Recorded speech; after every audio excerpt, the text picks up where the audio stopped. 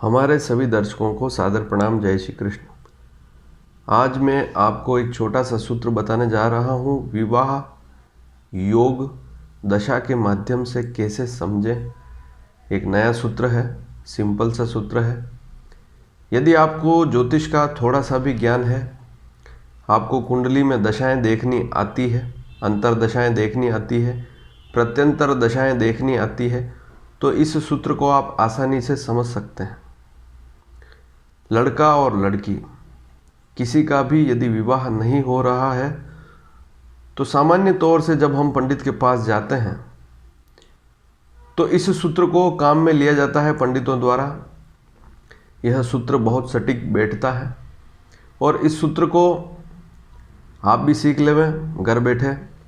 आसानी से इस सूत्र को आप समझ लेंगे और उस समय में जो समय उस सूत्र से निकल कर आएगा, दशा में से जो समय निकल कर आएगा, उस समय में यदि आप थोड़ा सा भी प्रयास करेंगे तो आपके बच्चों का विवाह हो जाएगा, चाहे लड़का हो चाहे लड़की। विवाह योग दशा या अन्य प्रकार के योग सारे सूत्र इस चैनल के माध्यम से बताए जा रहे हैं नियमित। यदि आज आप पहली बार इस वीडियो को देख रहे हैं तो नीचे सब्सक्राइब का लाल बटन है, उसे अवश्य दबाएं और इस चैनल के सदस्य बने और आने वाले समय में भी आपको महत्वपूर्ण जानकारियां इस चैनल के माध्यम से मिलती रहेगी। यदि आपने इस चैनल को सब्सक्राइब किया तो सब्सक्राइब करना बिल्कुल भी ना भूलें। अब आप यहाँ पर एक कुंडली देखें, सिंपल सी साधारण सी कुंडली है।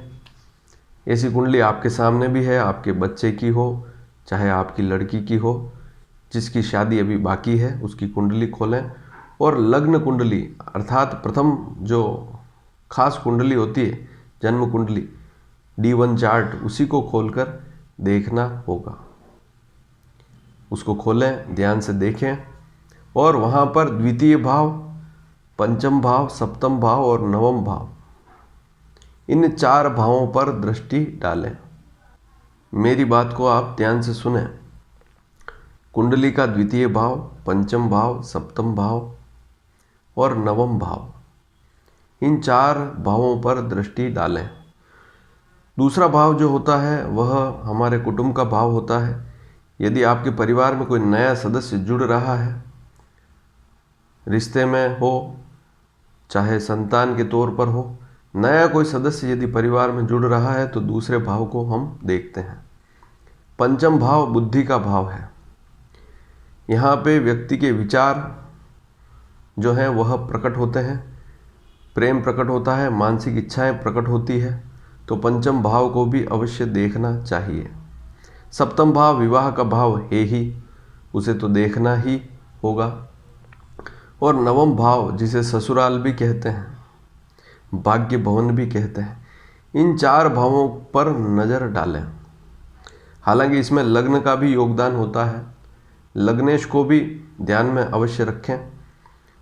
तो द्वितीय, पंचम, सप्तम और नवम भाव को तो देखना ही है, लग्न पर भी दृष्टि डालें और वहाँ पर कौन सी राशि लिखी हुई है उसे ध्यान से देखें। दूसरे भाव में, 5वें भाव में, 7वें भाव में और 9वें भाव, नवम भाव में क्या राशि लिखी हुई है उसके स्वामी को आप यहाँ इस चार्ट से समझ सकते हैं।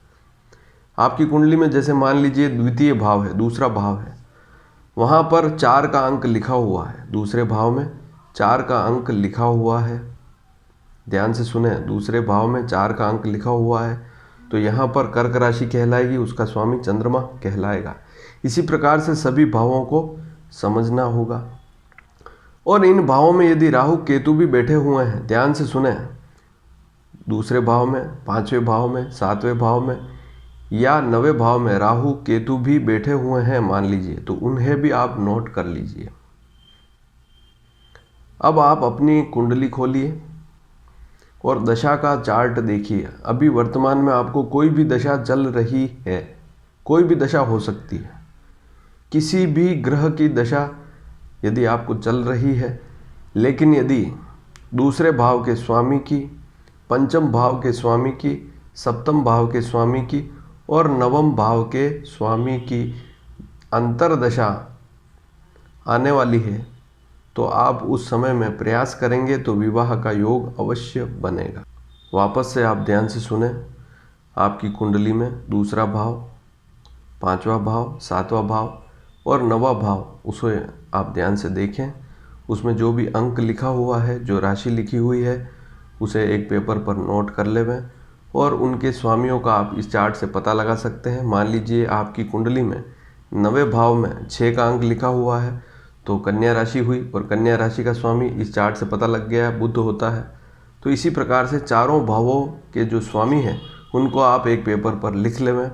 और अभी वर्तमान में जो भी आपको महादशा चल रही है, ध्यान से सुने, अभी आपको वर्तमान में किसी भी ग्रह की दशा चल रही हो, चाहे राहु हो, चाहे केतु हो, चाहे शनि हो, कोई भी प्लेनेट हो सकता है, उस ग्रह की दशा जो अभी चल रही है उसमें यदि द्वितीय भाव के स्वामी, पंचम भाव के स्वामी, सप्तम भाव के स्वामी और नवम भाव के स्वामी की अंतर्दशा आ जाए या प्रत्यंतर दशा आ जाए तो उस समय आपको थोड़ा सा प्रयास अवश्य करना होगा। विवाह के योग निश्चित तौर से बनेंगे। यदि दूसरे भाव में, पांचवें भाव में, सातवें भाव में, नवें भाव में कोई प्लेनेट बैठा है या विशेषकर राहु केतु बैठे हैं तो उनकी अंतर्दशा में भी थोड़ा सा आप, या प्रत्यंतर दशा में भी आप थोड़ा सा ध्यान देंगे, तब भी अचानक विवाह के योग बन जाएंगे। लेकिन राहु केतु की अंतर्दशा या प्रत्यंतर दशा हो तो थोड़ी सावधानी रखनी होगी, जल्दबाजी में निर्णय ना लेवें। इस बात को थोड़ा सा समझ अवश्य लेवें, क्योंकि राहु केतु यदि सप्तम भाव में बैठे हुए हैं, उनकी अंतर्दशा चल रही है, तो ऐसी स्थिति में आपको समझदारी से निर्णय लेने होंगे। अन्यथा राहु केतु की अंतर्दशाओं में, प्रत्यंतर में जल्दबाजी के निर्णय नुकसान वाले हो सकते हैं। इसलिए राहु केतु की अंतर्दशाएं हैं, प्रत्यंतर दशा है, तो थोड़ी सी समझदारी से निर्णय लेवें। तो दूसरे, पांचवें, सातवें, नवें भाव के स्वामियों की अंतर्दशा या प्रत्यंतर दशा अब आने वाली है, तो उस समय में थोड़ा सा प्रयास करेंगे तो विवाह के योग बनते हैं।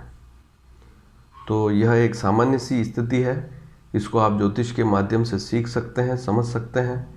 और यदि यह विषय आपको अच्छा लगा हो, यह वीडियो आपको पसंद आया हो, तो इसे शेयर करना बिल्कुल भी ना भूलें। और यदि आपको समझ में नहीं आ रहा है तो आप यहाँ पर प्रश्न करेंगे, तब भी मैं आपको बताऊँगा।